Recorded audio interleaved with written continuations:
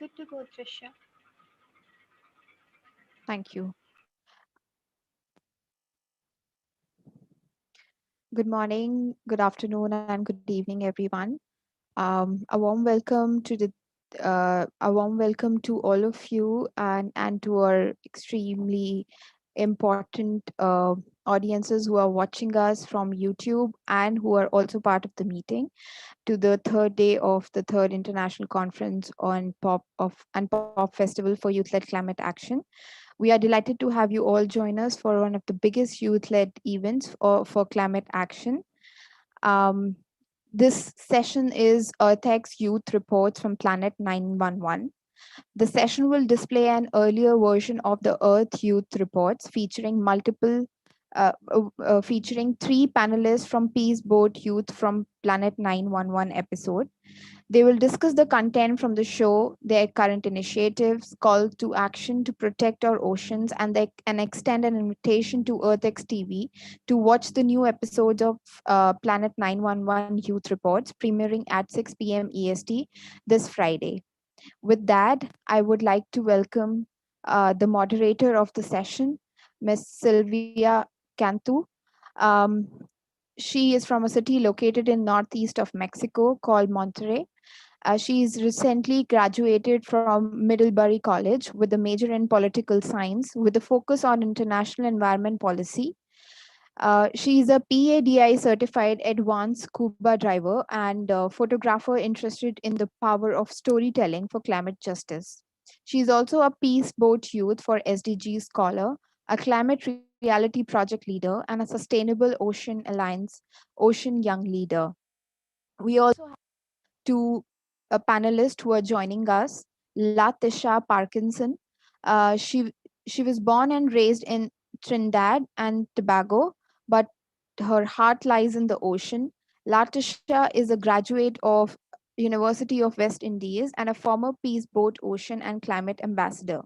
She has and continues to use her voice to advocate for the rights of others, including the environment. Although the environment can speak for itself, some don't understand and what it's saying. So Latisha speaks for the seas. Welcome, Latisha. Um, the other panelist we have is Khadija Stewart, Peace Boat Ocean and Climate Youth Ambassador, Sustainable Ocean Alliance Youth Ocean Leader, founder of EcoWibs, Environmental Creatives, Educational Advocacy and Storytelling, and environmental blogger and and she also does podcast.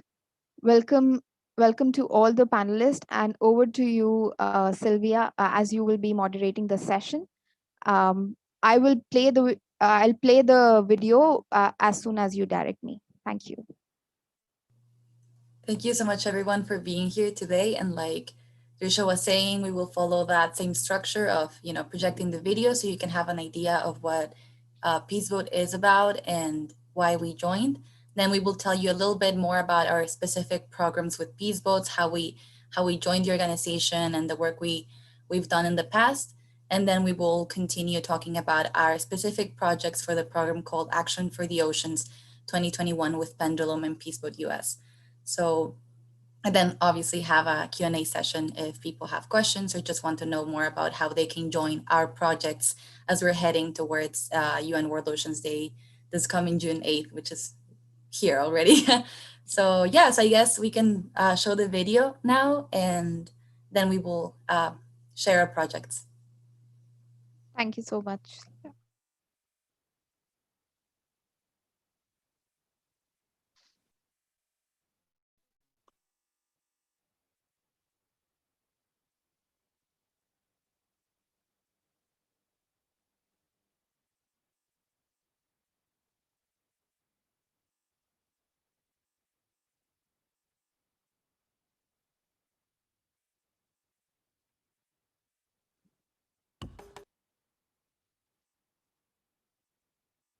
Hi, my name is Elena Ashburn reporting for EarthX Film Youth. This week, in honor of Oceans Week, we're talking about Peace Boat. Joining us today are Peace Boat ambassadors, scholars, and director of Peace Boat US, Emily McGlone. Hi, everyone.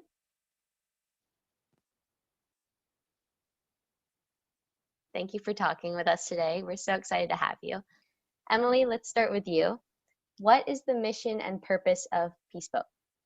Well, thank you so much for having us today. We're really excited to participate in EarthX, and especially with our youth ambassadors.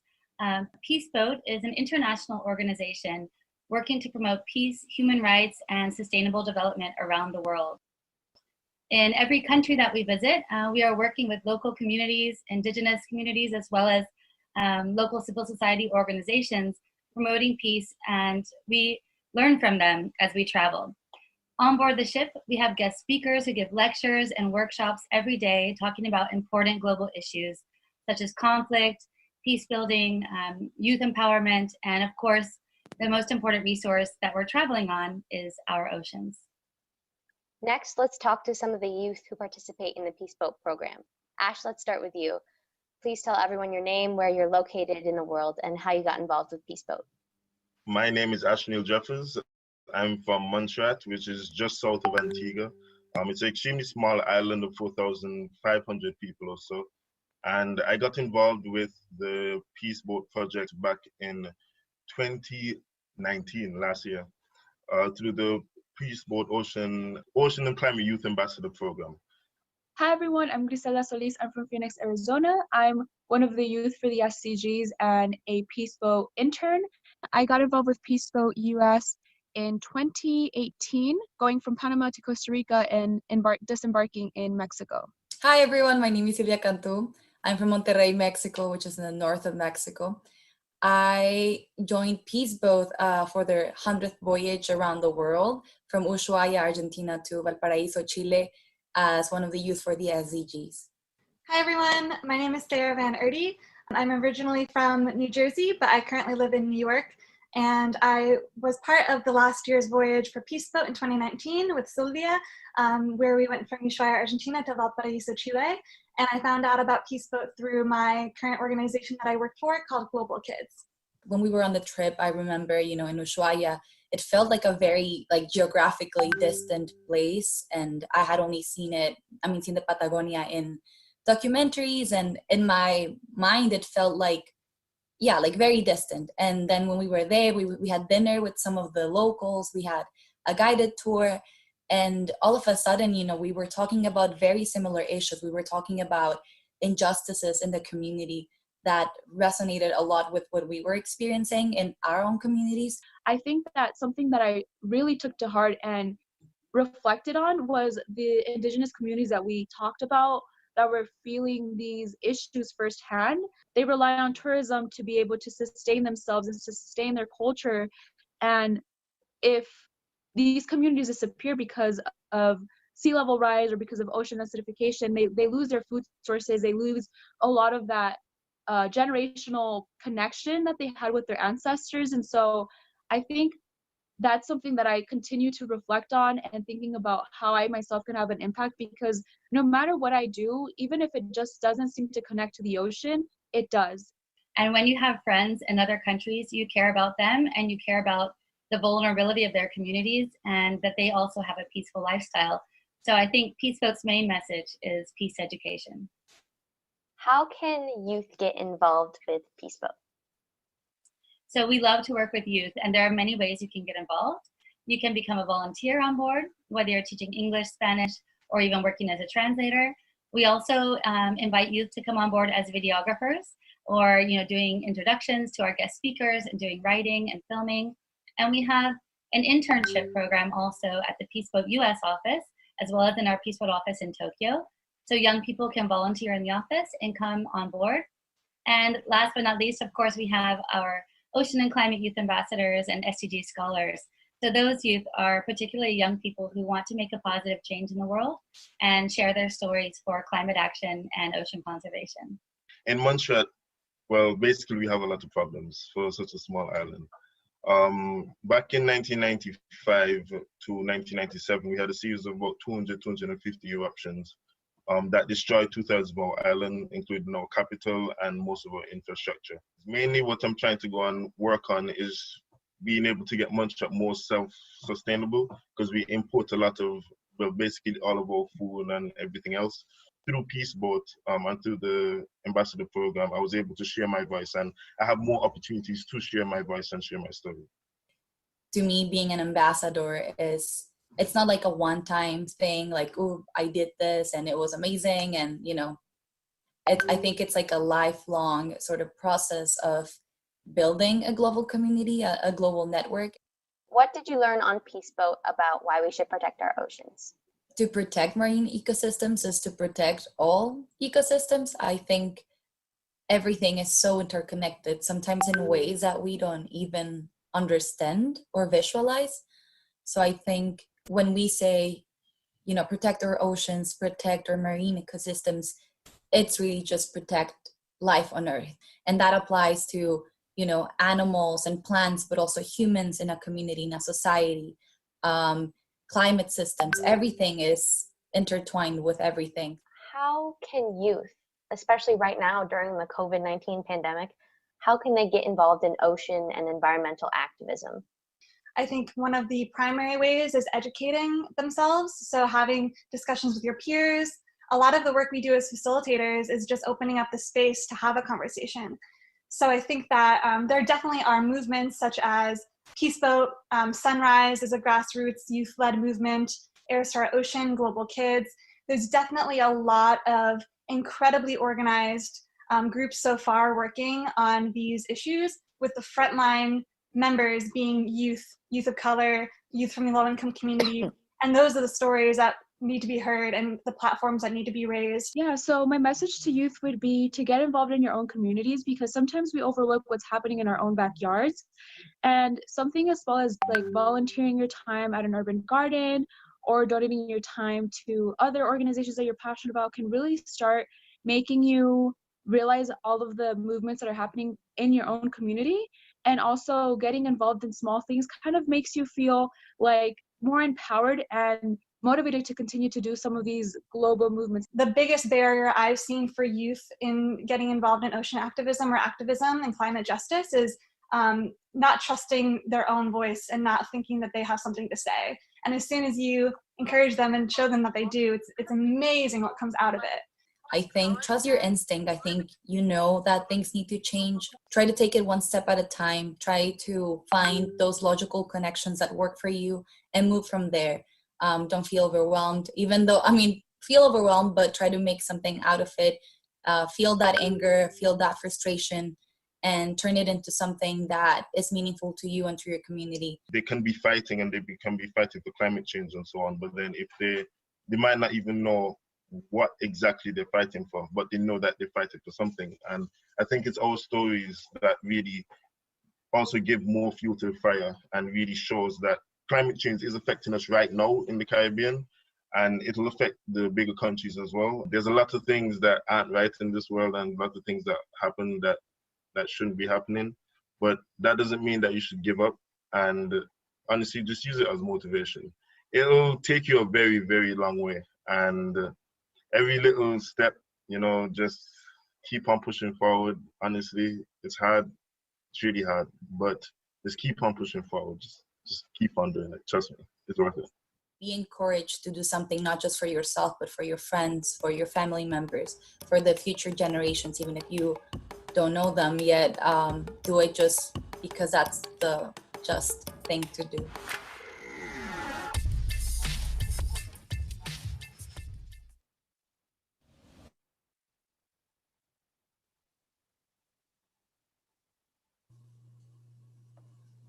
Perfect. Thank you so much for sharing that clip. That's from last year. And that was a participation of, like you saw, different youth that have worked with Peace Boat US in the past.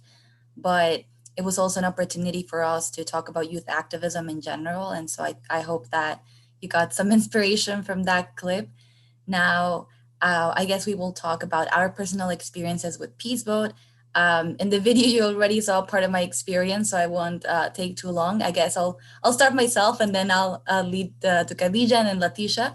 As you saw in the video, I participated in the program of this spring of 2019 as a Peace Boat youth for the SDGs ambassador, and we traveled from Ushuaia in Argentina, which is in the Patagonia, all the way up to Valparaiso, Chile for 2 weeks.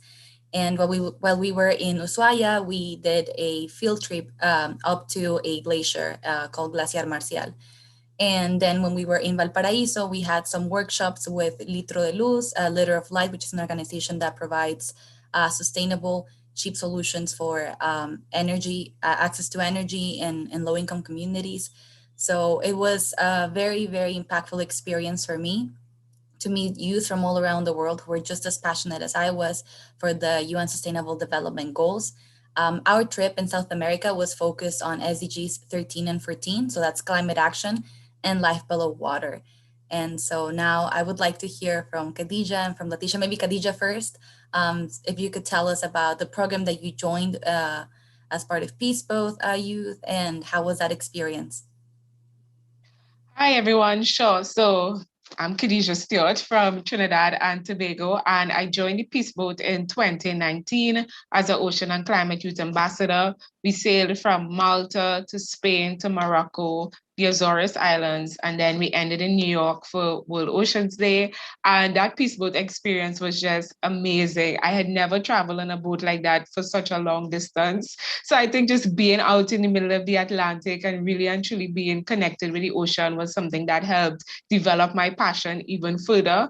And the program had 8 youth ambassadors from small island developing nations. So myself from Trinidad and Tobago, Ash, like you would have just seen in the previous video, from Montserrat. We had someone from St. Lucia, Palau, Singapore, Tuvalu, Fiji.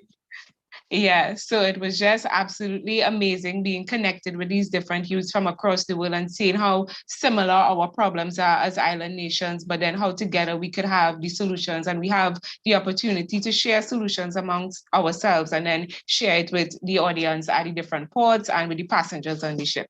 So yeah, that was my Peace Boat experience. Thank you so much, Khadija. Letitia, would you mind sharing your experience, how it was for you? Yes, my experience with Peace Boat was really great. I started as an Ocean and Climate Youth Ambassador in 2017. This was the first time they did it. So it was very intense. We had a lot of high expectations, which I think we did meet. We traveled from Spain, went around the North Atlantic, ended in New York. There were 7 of us as well, from Fiji, Maldives, Marshall Islands, Belize. I think one of the things that really stuck with me, when we started, we did not know each other, right? We were just some people who cared about climate change and the oceans. We met and we clicked instantly. It was as though we knew each other forever. And that really added to the program. It made everything much easier because it wasn't just you and a group of strangers. It was you and people who understood where you're coming from. And I think if you're watching this and you don't have that experience because maybe you don't live near the ocean, so it might seem kind of far away to you. I think what Peace Boat does with all their programs, it helps connect people. So whether you live near the sea or not, when people tell their stories, you understand, you can feel, you can empathize, and that's when we get action happening. I'll share one story. So Selena from the Marshall Islands, she did a poem.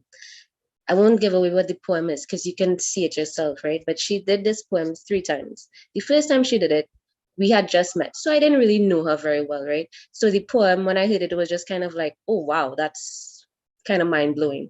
The second time she performed the poem, by that time we had gotten to know each other. So now that I'm listening to it, I'm feeling everything she's saying because I know her, right? I'm feeling everything like if it's happening to me. The last time she performed the poem, this was at the end of the trip. So we had become really close. I knew a lot about her. So I connected with every single aspect of that poem. And this was, Peace Boat had a floating festival on their ship as part of the UN high-level forum. So they invited a bunch of people and she performed this poem on the stage and we were all standing there and I cried. And I don't mean like an easy cry. I mean, this ugly cry, tears everywhere, you're just sobbing. I was a wreck because I was so angry. I wished everyone could hear this poem because maybe if you hear it and you didn't care before about climate change, you might think, okay, you know what? This is actually affecting people. Let me act differently. And I won't tell you what the poem is because we did a documentary and you can see it. You can look it up. It's called Against the Tide, and you can experience this. So whether you live near the sea or not, you can understand the impact you can have. Thank you so much for sharing that story. It's a very powerful one. And I agree that when we joined the programs, we didn't know, anyone in the program.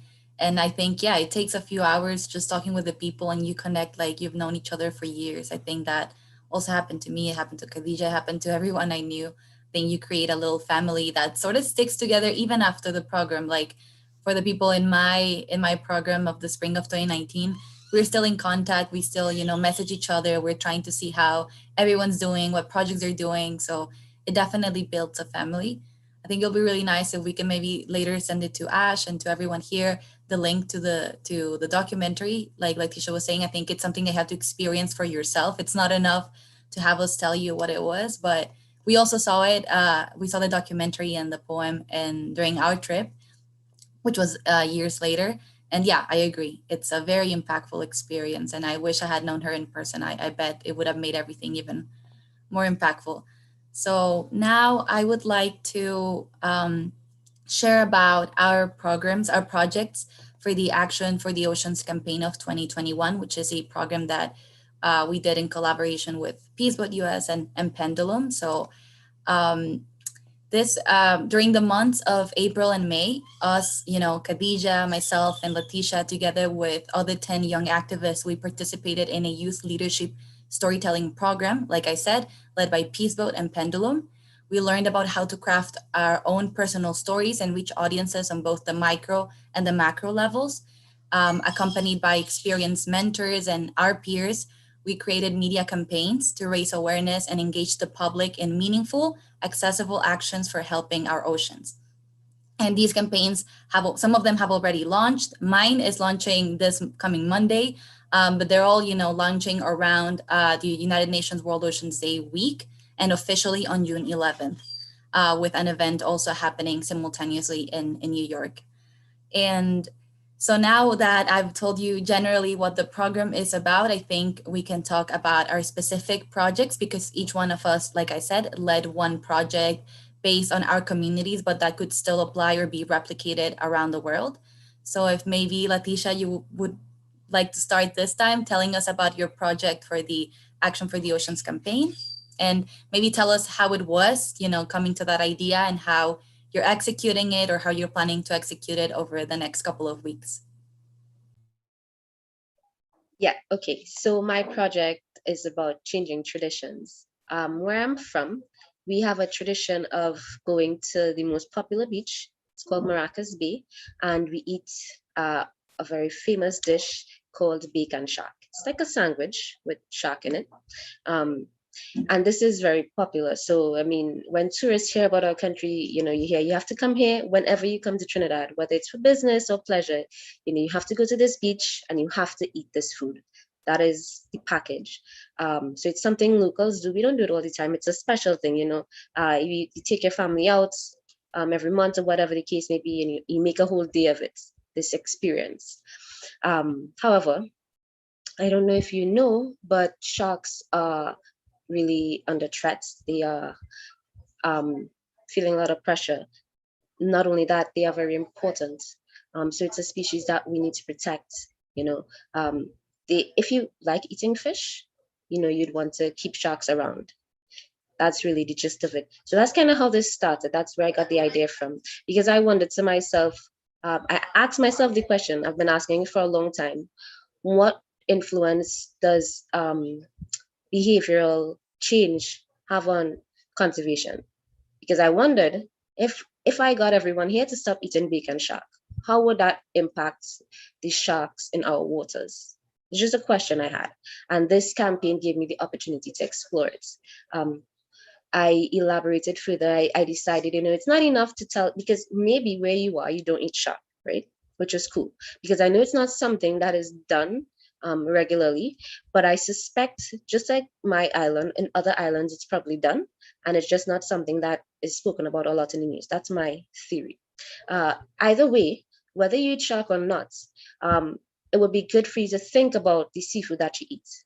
And so I kind of expanded it into the realm of sustainable seafood, which really means just you need to ask yourself some questions. Where is this coming from? It's best if you eat things that are caught locally, if not, at least as close to you as possible. And the second thing you want to ask yourself is, what is it? That might seem obvious, but you might not know what you're eating, right? So you order fish. Well, what kind of fish is it? And you want to know this because you want to know if these species is endangered or not. I think you would want to know if you're contributing to erasing a species from the planet, right? So you just ask the question or just think about it. Because the person who is supplying you, whether you're at a restaurant or you're buying fish from the market, they might not know. But because you asked, they would think about it too. And that's a simple way we start, right? And so that's kind of the idea behind the project. I just want to promote sustainable seafood, and whom I would like us to stop eating bacon shark, because I think that what we do, we don't just eat bacon shark, right? Tourists come here and they eat this and they think it's delicious. So they leave here in their mind thinking shark tastes good. And I don't want us to contribute to that. So if we change it, you could come here, go to Maracas Bay and eat bake and lionfish, and go home thinking, hey, this is really delicious, and you're helping instead of hating the planet just by choosing what you eat. That's really the essence of the project.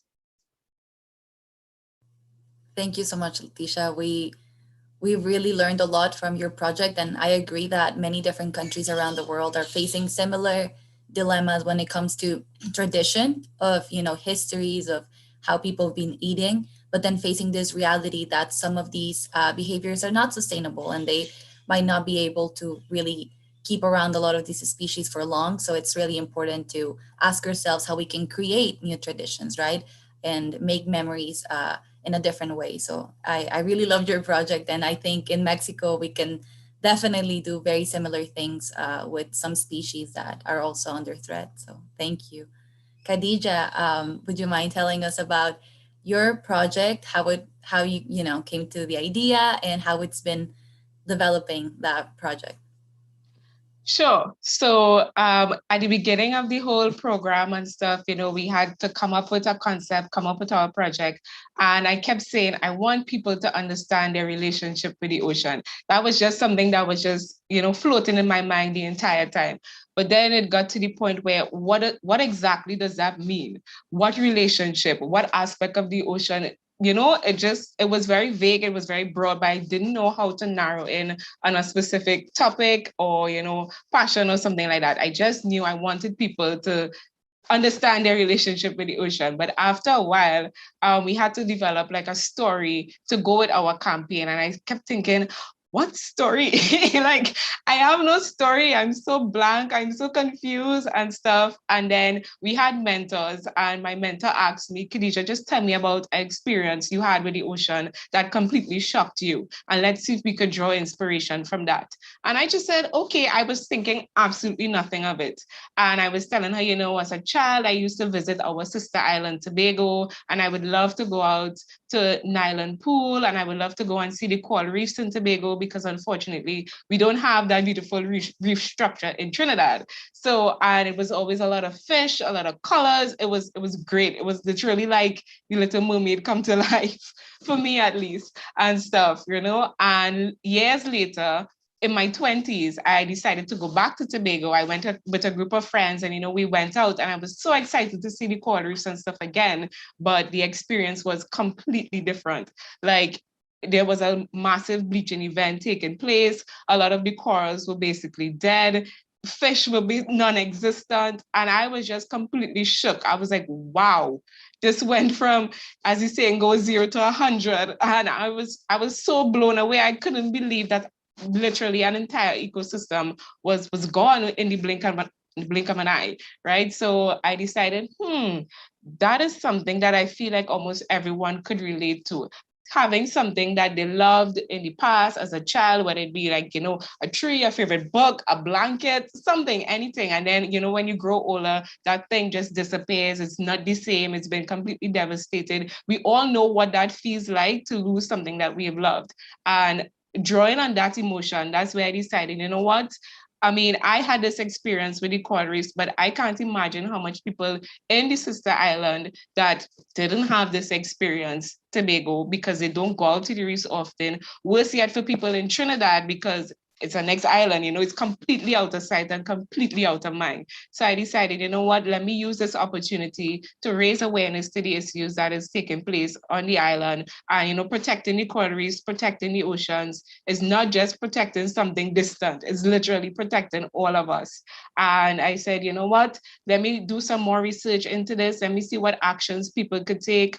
And that's where I realized something as simple as switching to reef safe sunscreen that many of us would not even think about. We just go to the drugstore or wherever you get your supplies, we buy sunscreen. It's bad for our skin and it's even worse for the ocean. So something as simple as switching to reef safe sunscreen, it would make a huge impact.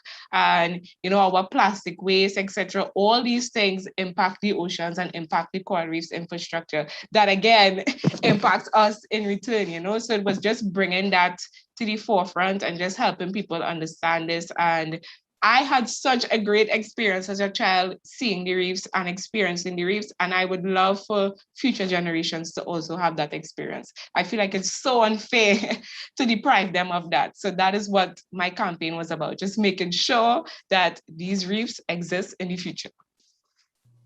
That's great. And it's a great project because, like you said, it can also be translated to other contexts and other countries can participate. And I agree, not many people think of sunscreen when it comes to marine conservation. I feel like most recently people have been having those conversations. I know in Mexico, they sometimes have posters about that in beach towns, but I feel like it's not a conversation we're having enough. So I really like that you found something that's actionable and that people all around can do research on and find out. My project for the campaign, I think it was also a bit difficult developing it because I had all these ideas and I didn't know where I wanted to start. And similar to Khadija, I first wrote down my story, my personal story with the oceans, how I became passionate about marine conservation. And that's where I really found the inspiration and sort of the structure for my project.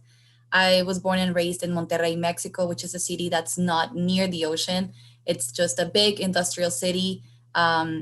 There are some beautiful ecosystems around, but none of them are marine ecosystems. If I wanted to go to the beach, I would have to fly out of the city. So it was not a very accessible activity for me growing up. But still, my parents would take me to the beach a couple times as I was growing up. And I remember just falling in love with the oceans. I think any kid that goes to the ocean, it's always a very incredible reaction. It doesn't feel real. It feels like some other planet almost. And I just remember keeping that with me for many years. And then when I grew older, I moved away from my city and got the chance to live near the ocean in different cities across the world and to try scuba diving and photography. And I just remember thinking, wow, like, I love the ocean and I wish that I had grown, closer to it, right?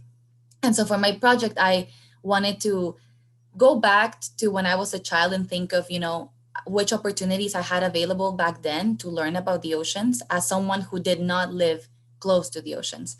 And I think, I had a lot of documentaries and books, and sometimes people would give talks about the oceans, but it still felt sort of removed, right? So for my campaign, I wanted to do three different things. I wanted to create a directory with Mexican organizations and collectives that are working on marine conservation. And so youth all around the world, but particularly youth in Mexico that do not live near the ocean, they could go on this directory, look at the different organizations and see what they could do to help. Because I asked the organizations, can you tell me 3 or 4 things that youth that do not live near the ocean, youth that do not live in your city or in your beach town, what they can do to help you online? And then I compile those ideas and put them in the directory. And so now the youth can access the directory and see, oh, this organization, they need help with, editing videos. This organization needs volunteers to do this event online. They need us to follow them on social media. And so I compiled all those actions because I feel like a lot of the youth, they want to help and they do have knowledge about the oceans, but they sometimes don't know where to start or maybe how to contribute best, especially now that a lot of the stuff it's still online. a lot of the communities haven't been vaccinated yet, so it's not the safest, right, to engage in person. So that was one part. Then the other, I wanted to share articles where people could learn more about climate change and the oceans and how they're interconnected.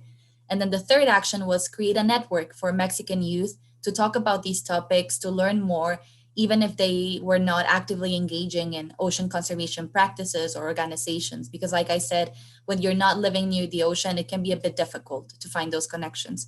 So that was the inspiration behind my project. And again, focused on Mexicans, but obviously it applies to many other countries. And I feel like similar directories can be produced by people all around the world who say, hey, we want to create this network and we want people to help, even if it's not in person. So, yeah, I think that was the motivation. And I'm launching it, part of it tomorrow and then throughout the week, next week. So it's a bit, nerve wracking, but I'm definitely excited.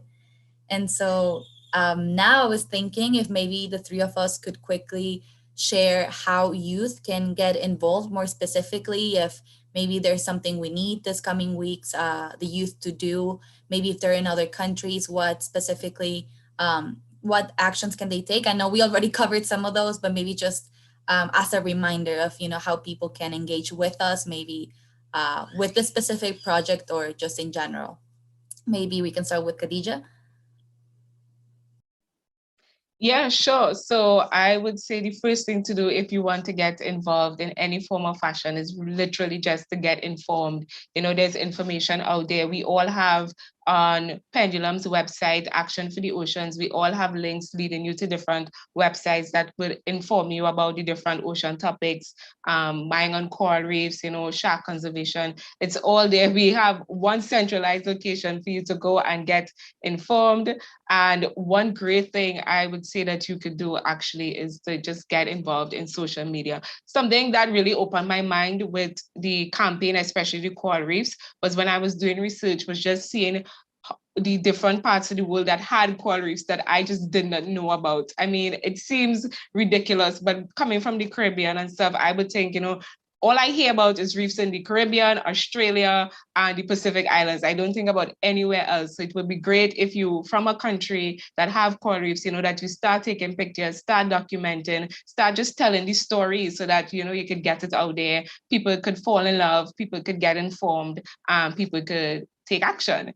And I know on June 12th, there's a big cleanup taking place organized by Peace Boat US. So one thing that you could do that's very recent, that's coming up like next week, is to, register for this cleanup or get involved, just go there and clean the beaches. It seems like a very, nonchalant activity, but it does make a very big difference in protecting the oceans, marine ecosystems, coral reefs, and like I said, even ourselves. So yeah, join a beach cleanup, June 12th. So yeah. Perfect. Thank you, Khadija. And Leticia, how can people get involved with your project or maybe do something similar in their own countries? That's a great question. So you can follow me. Well, not me, but I started a movement. It's called Speak Up Ocean. Follow on Twitter, Facebook, Instagram at Speak Up Ocean. And the idea is exactly what Sylvia just asked, because this is not just an issue in Trinidad and Tobago. I'm sure in your country you have a more specific issue. It might not be shark, it might be something else. Unsustainable tradition that you would like to change. And I'd like to help you. So follow, get in touch. And with regards to the campaign, actually, I have 3 actions that you can participate in. Now you have the website link. One is to take a survey, because all of this is, I just have an idea, but I don't have any proof. So when you take this survey, it would give me some data so I could understand, okay, in which country do they have shark related issues? And it's very short. It's like 2 minutes of your time, if so long, right? You just take this survey so you can help us understand where this issue is. Because when we hear about sharks, we hear a lot about shark finning, which obviously is a big problem. But I suspect that, like my island, other islands eat sharks too. I don't know what impact it has. And this is why we need to do this survey. Yeah, so that's an easy thing you can do to help out. The second thing that I was working on is sustainable seafood guides. So I looked all over the internet to find all that I could find, and I put some together. And you can find it on the Action for the Oceans website. So you can find a guide for your country, if not for your region or for a country that's very close to you. Um, but if you're ambitious and you're excited, you want to make some change, I invite you to join me to create seafood guides for your country, because some don't exist. So we can create some, and you can help lead that change in your country, right? And the third thing that you can do, well, I said it first, which is follow on social media at Speak Up Ocean. Yeah. Perfect. Thank you, Letitia. And yeah, if you could drop the links in the chat, I think that'll be great. And yeah, and for my project, very similar. There's a description of it on the website, pendulum.site/AFTO. But I also feel like, similar to what Khadija, sorry, and Letitia were saying, if you have similar ideas, if you want to create a directory for your own country, or maybe you live in a landlocked country and you say, hey, we don't even have access to the ocean, but I want to get involved, then you can message me, you can message the people at Pendulum or Peaceboat and find a way to get involved. I can send you the template that I use for the directory, because I made a version in Spanish and one in English, because I also wanted to share that information with the world. Maybe you also want to get to know more about Mexican organizations that are working on marine conservation. So I decided to make it in English as well. But if you want to make a directory for your own country, then I can definitely share the template. You can just replace the information so it's with the organizations that you found. And I think it'll be really nice if over the years we could have a collection of directories for different countries, and maybe people can not only help the ones near them, but also organizations all around the world that maybe are working on topics of interest, like Letitia was saying, maybe organizations that are working on sustainable or artisanal fishing, or maybe like Khadija was saying, sustainable products and the use of sustainable, sunscreen that's not affecting the reefs, etc. I feel like there's a lot of connections that we can make internationally. So you can definitely message the three of us. We would love to help. Also, if you just have an idea and you don't know how to go about it, we can definitely share some tips, so we can make that process go on a lot smoother. But yeah, stay tuned on the social media, Pendulum, Peaceboat US. A lot of information will be posted there. Our personal Instagrams as well that we can drop on the chat as well. Yeah, basically just stay in touch. And now I don't know if it's the time for the Q&A or how we should go about that. Thank you. Thank you, Sylvia. Thank you, Latisha. Thank you, Khadija, for sharing your experience, your story. Uh, all I want to say is I started feeling so connected as soon as I played the video. And then, listening to each one of your stories I actually felt peace by listening to you. So I think the name is itself like, exactly what you feel when you listen such kind of stories, and the way you expressed it was amazing. So thank you so much for establishing this connection. um, I would like to ask all those who are there as part of the meeting if they have any questions related to how, although you have covered like every angle, to be part of your initiatives or how to get more information while you were talking. But still, I would like to ask all the participants if they have any question. Um, then please go ahead. Anyone? Hi everyone. Thank you, Trisha. Okay, so I just wanted to find out if um this book operates within Africa, and if so, what countries are you specializing in? That's a great question, and I know Emily is in the meeting, but I don't know if she can speak right now. But if she would want to tell us about that, if not, I can speak for at least my experience was based in South America, and like you heard from Khadija and Letitia, it was the Atlantic, right? Or Yes. yeah. I mean, I think Emily would be better suited to Yeah. this question, but I do know a little bit. So first to say that the voyages do happen across the world, right? There are 3 voyages. So they happen, how would you say, across the, let's say, the northern part of the world and also the southern part. But there, I know that there are some programs actually that Peaceboat does have in Africa. At the moment, I cannot remember the name and exactly which countries, but all of it is actually on Peaceboat's website. I can post a link to the chat for you. And in the meantime, I will try to find a more direct link to the program that I'm thinking of, but we did learn about some initiatives that happen in Africa. All But right, thank you so when the much. call is open for the Ocean and Climate Youth Ambassadors, that's open to everyone in the world. And same for the SDGs. So it's not specific to any country, anyone can apply. Yeah. And I was going to Okay. say, following that, you can also volunteer with Peaceboat, do an internship, work on this ship. It doesn't matter where you're from. So, yeah, Letitia will put the link to the website, to Peaceboat's website, and you can look at the specific programs and see if there's anything of interest. But yeah, Peaceboat definitely has partners in many different countries across Africa. So, yeah, I'm pretty sure you'll find something that you might be interested in collaborating with, hopefully. All right, thank you so much.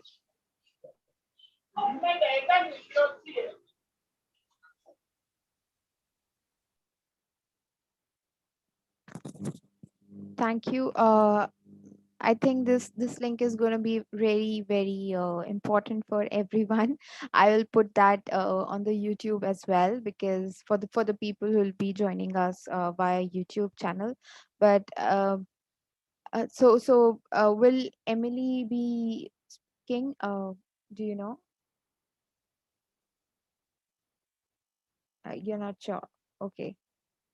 Um, I would like to ask Dr. Ash what did he has to say about the video and the work that they just shared. I mean, I felt so connected and so moved. Well, I have to say I love the video. I mean, it is absolutely beautiful. And you know what I found even more touching and powerful about it is that it was very honest and true blue. You know, so I just want to say there's a very strong sentiment and sense of integrity and honesty in the work that you're doing, in your testimonies, in your voice, in the stories and narratives, and I can very clearly the passion is palpable, and I just want to say I relate to all the issues that you're talking about. I've spent as I was growing up quite a bit of time in Hawaii, and I was by the ocean, and I was always so intrigued by by the marine. I mean, there's so much beauty, and I know that it's disappearing as we speak, and that's heart wrenching. And I just love, and I really could sort of feel the sense of commitment that you have. And I love very, very much the fact that your commitment to mobilizing many more young people, and to think of simple yet powerful ways of doing it. Like, I mean, I just love the ideas, Sylvia, of, the whole idea of what you said with regard to drafting lists of what people are looking for. And this is such a great way of creating that bridge. I mean, it's so intuitive and yet we don't see it. And I think it's simple and it's so powerful because it can go so far. And I just love that. And I love the experiences all of you talked about. I mean, from the restaurants to the shark to, I mean, those are things that can go very, very far, as hard as it may be for people to realize that that's so, but it is. And I just want to say that I've feel very blessed that we've had this opportunity to come together with you, to be able to be privy to, I know yours is an ocean of work, literally, but we've been so blessed to be privy to a drop in the ocean here of what you're doing, and yet I think we're all left deeply moved. And I just want to say that we would love to come together do things together. We do have a number of young people who are working with us, and particularly on ocean issues. It would be incredible to have a conversation after this. In fact, I've sent you a WhatsApp. I had Sylvia's WhatsApp contact, so I sent a WhatsApp message. But it would be amazing to come together with all of you. I mean, Letitia, Khadija. I mean, and I know. Oh, we've got Emily back here now. Oh, I'm not sure if you're still there, or I can just see you're sort of signed in, but it would be incredible to come together and have a conversation. And I think one of the most important things for all of us as feverishly passionate people about what we're doing is that these conversations have a future and a life. So I would love for that to happen. I mean, it will be just incredible if we could come together after this and find ways whereby I'm sure we could do many more things together. And we've got such a small but important window of opportunity. So joining hands would be absolutely invaluable. But I just want to say that I walk away with my heart filled with love and respect. And I just have to say a big congratulations.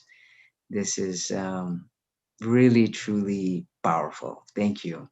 I really, hey, Emily, thank you. Oh, you can speak. All right. Well, I just want to say it's great to connect, and I hope we can reconnect in the next few days and see where this can go. I'm sure we can go far together. Thank you, and thank you all so much for being here and for sharing. And I want to say I related to the point you said, Sylvia, about Monterrey as well. I've spent a lot of time there, and I totally appreciate. Yeah, I appreciate what you shared. So thank you all for your fire and passion. Katija, thank you so much. Letitia, thank you so much. Sylvia and Emily and the whole family for being here with us. And thanks for the opportunity to speak. I appreciate being able to reflect. Thank you. Yeah, thank you. Thank you so much for having us. And as a reminder, we will have the episode where we also talk about these projects. It's going to be streamed on EarthX TV next Friday, 6 p.m. EST, 5 p.m. Certain Central Time, CT. So I hope that you can tune in so you can again hear a bit about our projects and get that final motivation to join us. But I feel really thankful for the space. Khadija, Latisha, I don't know if you want to say anything. I'm really glad that we got to connect, and I'm excited for future collaborations for sure. Thank you. We'll be tuned in. Sorry, Khadija. No, I was just going to say thank you so much. I'm very grateful for the opportunity to once again share the story and help inspire and mobilize people. Like you said, that was all great. I would definitely encourage you all to, reach out to us and try to get involved with our different campaigns. And if it's not relevant to you or your country, that's fine. There's so many different topics that each of the different ambassadors covered. So there's something there for all of you to do to get involved in protecting the oceans. So yeah. That is beautiful. Absolutely. And you can count us in. Absolutely, for sure. Thank you. This has been brilliant. We will be there. We'll be tuned in to watch you, to follow you, and to join hands. And I just want to once again say thank you very, very much. And this has truly been an honor. And thank you for your inspiration. I mean, it's just this is indicative, right? An hour can change so much. I know that you'll touch many lives. So thank you.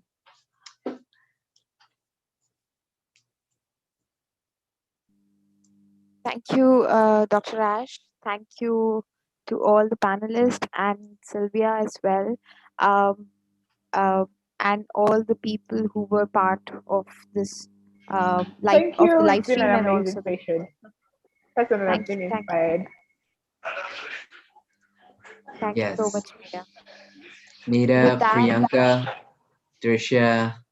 Thank you so Emily. much, everyone. I think it was such an incredible panel and to just listen. And I work closely with the ocean in India. I'm trying to do my bit here.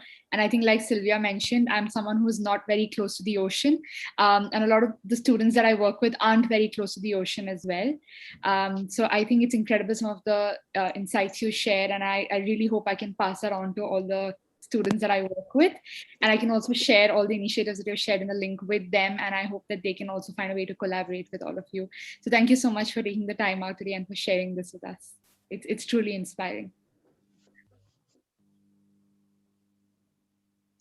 Thank you. Thank we see you. you soon. Yeah, We'll be in with that, touch. with that, I would like to close the session and invite you all to be part of the next 4 days. The 7th and 8th will be dedicated to Latin America, and most of the sessions will be in Spanish. And the 9th and 10th will be dedicated to US, Canada, and as well as the closing. So I would like to invite EarthX, Peaceboat to be part of all the 4 days. And thank you so much for joining us today. And I also just want to quickly point out, thank you, Drisha, for that and for bringing it up. So in addition to focusing on Latin America and the Caribbean region, we're also going to have a significant emphasis on ocean initiatives, especially as we sort of commemorate World Ocean Day. So there's a very strong Pop Ocean initiative, and there'll be a significant amount of partners and young people. So it's a great way to just to be able to share and inspire. So thank you. Thank you. Thank you all so much.